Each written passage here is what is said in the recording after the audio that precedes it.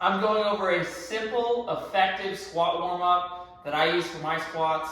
I like to keep it simple because you're more likely to do the whole thing if it's simple. So, number one, this is for the back squats, would be just spend some time, probably about 1 to 2 minutes, ideally 2 minutes, in the bottom squat position. This will open up your knees, your ankles, you can move around a little bit.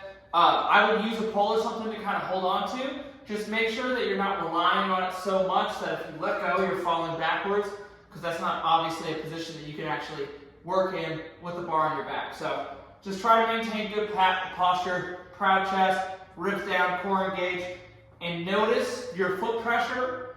If you want your pressure evenly dispersed between big toe, pinky toe, heel.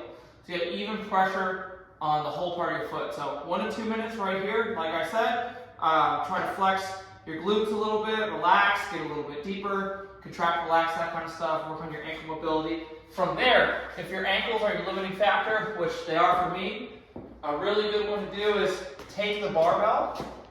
I'll face this way. Again, get in that bottom squat position, whatever that looks like for you. And then you can place the bar right above your knee and just put weight on that and try to stay upright. And it'll actually kind of force the ankle into a deeper position. So you're flexing the ankle a little bit, opening up the ankles. That way when you squat, the more mobile your ankles are, the more upright you can stay. So right here, I would do about 30 seconds on either side. So we got that down.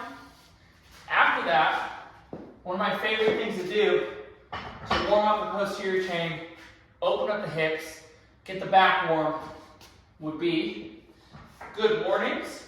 When we do them right here, we're going to have a slight knee bend. So again, get the same squat stance that you normally use. Make sure that we're keeping the ribs down, so we're not overly arching our back right here. Ribs down, but still keeping the back tight. You're going to drive your hips back and your knees out until you get a big stretch in the hips and hamstrings. Drive it back up. Knees out, hips back, big stretch in the hips and hamstrings. Drive it back up. You don't need to do completely straight good mornings like this. You also, though, don't want your knees traveling forward over the ankles when you do those. And then after that, very simple. So I would do probably 8 reps of that. And then you just pull yourself down to the bottom of the squat. Going as deep as you can and pause for a little bit. And then drive up from there.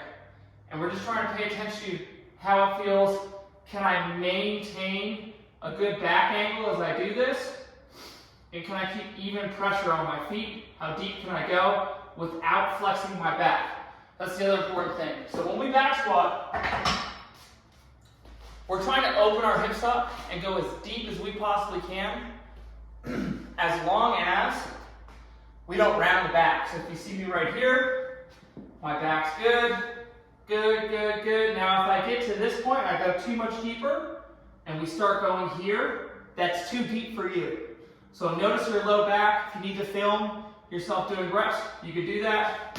And try to just go to the point where your back is still nice and flat. It's a good position. As deep as that is, don't go too much deeper to the point where you start rounding like this to get back up. That's tough on the low back over time.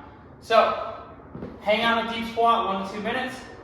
Work on your ankle mobility with the barbell or a kettlebell, whatever you have. I'm assuming you have a barbell if you're doing back squats. And then from there, I would do 2 to 3 rounds of the good mornings with a slight knee bend. And then just iso hold deep back squats, slowly adding a little bit of weight to that. And then go ahead and just continue on to your working sets from there. And that is my ultimate back squat warm-up.